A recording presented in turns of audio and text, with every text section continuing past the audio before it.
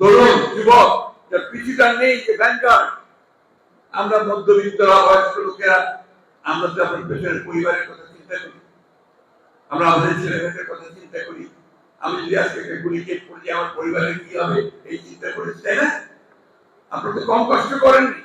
কতবার জেলে গেছেন, কতবার মার গেছেন, পুলিশ পেলেছে, ভয়ভীতি অত্যাচার করেছেন। এই বুক পেতে দিয়ে দাঁড়িয়ে থাকা সাইড রংপুরে যেভাবে দাঁড়ালো, দেখা হচ্ছে টার্নিং পয়েন্ট হতে বলতেন। এই বিষয়টা আমাদেরকে চিন্তা করতে হবে। সুতরাং ছাত্রদের সঙ্গে আমাদের কখনোই দূরত্ব সৃষ্টি করা যাবে না। সবসময় মনে রাখতে হবে যারা তরুণ, এদের অনেক উদ্দীপনা। আমরা যখন ছাত্র ছিলাম আমরা তো এরকমই ছিলাম। আমরা ভেবেছি সমাজতন্ত্র করবো, বিপ্লব করবো, সবকিছু উঠিয়ে দিব, নতুন সমাজ সৃষ্টি করবো, করেছি। এখনো চিন্তা করি এটাই করবো। আমার তো সেই শক্তি নেই, তার সেই শক্তি আছে, সে পারে মুখ পেতে যাওয়া। এই জন্যই এই জিনিসগুলো আমাদেরকে ধারণ চিন্তা করতে হবে। ছাত্ররা অনেক কথা বলছে, বলবে, তাদের সে বড় অধিকারও আছে। আমরা বয়স হয়ে গেছে, আমরা আবার একটু হিসাব করি, কোনটা করা যাবে, কোনটা করা যাবে না, কোনটা এখন করা ঠিক হবে, কোনটা এখন করা ঠিক হবে না, তাই না? সেই কারণে আমরা বলছি যে দ্রুত নির্বাচন হওয়াতে এই দেশের জন্য, জাতির জন্য মঙ্গল। কেন বলছি? আমাদের অভিজ্ঞতা থেকে এই ধরনের সরকার যতদিন বেশি থাকে তত সমস্যা তৈরি হবে। কারণ এর তো ম্যান্ডেট নাই, নির্বাচিত সরকার নয়, এর পেছনে শক্তিটা কোথায়? এই জন্য এই সরকারকে চিন্তা করতে হবে যে আমি যত দ্রুত সময় পারি প্রয়োজনীয় যে সংস্কার করে, যেগুলি আমরা কথা বলেছি 2 বছর আগে, আমাদের 31 দফা 2 বছর আগে দিয়েছে সংস্কার, তাই না? নাকি চুপ করে থাকেন, কারো কথা বলেন না? মনে হয় না আমার কথাগুলো কানে যাচ্ছে? এখন যাচ্ছে? কথা বলবেন, রেসপন্ড করবেন। ধন্যবাদ। কিন্তু মাঝে মাঝে রেসপন্ড করতে হয়। এটা আমরা 2 বছর আগে দিয়েছি। কেন? আমরা নিজেরা উপলব্ধি করেছি যে এই বিষয়গুলোর পরিবর্তন দরকার। আমরা তো আপনার প্রধানমন্ত্রীর ক্ষমতা, রাষ্ট্রপতির ক্ষমতা আপনার পার্থক্য করতে বলেছি, ভাগ করতে বলেছি। এক ব্যক্তিকে বেশি ক্ষমতা দেওয়া যাবে না। একজন ব্যক্তি 2 বারের বেশি প্রধানমন্ত্রী হতে পারবে না। আমরা বলেছি আমরা বলেছি পার্লামেন্টারি কক্ষ বিশিষ্ট হতে হবে, তাই না?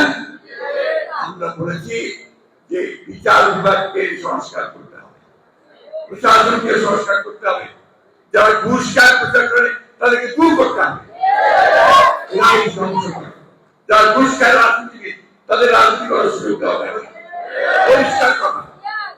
এগুলো না করতে পারলে আমার সমাজ পরিবর্তন হবে না, রাজনীতি পরিবর্তন হবে না। যত এলোমেলিত আছে সেই এলোমেলিত আমাদের ঠিক হবে না, ঠিক না? আপনার গত কাল পরশু আমাদের ভারপ্রাপ্ত চেয়ারম্যান তারেক রহমান সাহেব বক্তব্য দিয়েছেন। আজকে পত্রিকা দেখবেন অনেক পত্রিকা এডিটোরিয়াল লিখছে, ডেইলি স্টারের মতো পত্রিকা এডিটোরিয়াল দিয়েছে যে বিএনপি যে কথা বলছে এখন সেই সব কথাগুলি সঠিক কথা। চেয়ারম্যান তারেক রহমান সাহেব যে কথাগুলো বলছেন এটা মানুষ গ্রহণ করছে। কারণ আমাদের বললাম আমাদের বয়স হয়েছে, আমাদের মাথার মধ্যে আমরা চিন্তা করি। এই জন্য মানুষ একটা কথা বলছিলেন, খুব দামি কথা।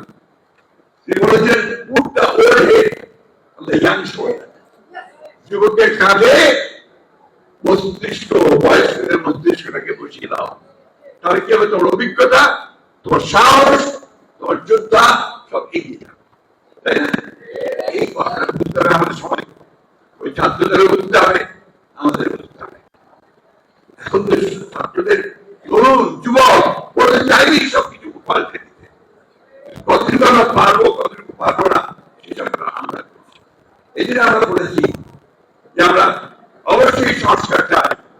আমরাই আগে বলেছি এটা আপনাকে যৌক্তিক সময় করতে হবে, এমন সময় যেন না নেয় যে সময় নিতে গেলে জনগণের মধ্যে বাধ্য ধারণা সৃষ্টি হবে যে আপনি ক্ষমতায় থেকে যেতে চাইছেন। কারণ সেই সমস্ত অভিজ্ঞতা আমাদের আছে। ওই ফখরুদ্দিন মনিরের সরকার তারা আপনার এসে এখানে আবার কিংস পার্টি করার চেষ্টা করছিল, ক্ষমতায় থেকে দল করবে, মানুষ তো সেটা নেয় নিয়েছে কি তাড়াতাড়ি ইলেকশন নিয়ে পালিয়ে দিল, তাই না? হাসিনাকে পালাতে, হাসিনা পালিয়ে গেছে কেন? হাসিনা পালিয়ে গেছে সে চিন্তা করতে ভুল করেছে। আমরা বারবার বলেছি ডিয়ালজিক্যাল করেন, মানুষের চোখের ভাষা বোঝেন।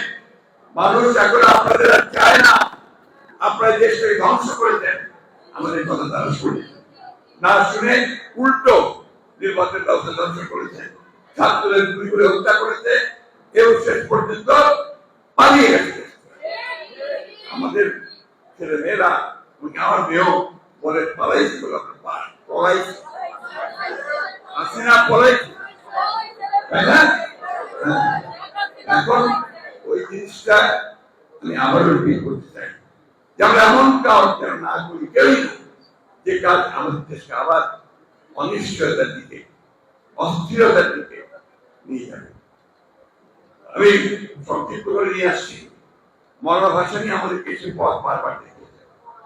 মৌলানা ভাসানী তাকে কি বলেন? Prophet of violence.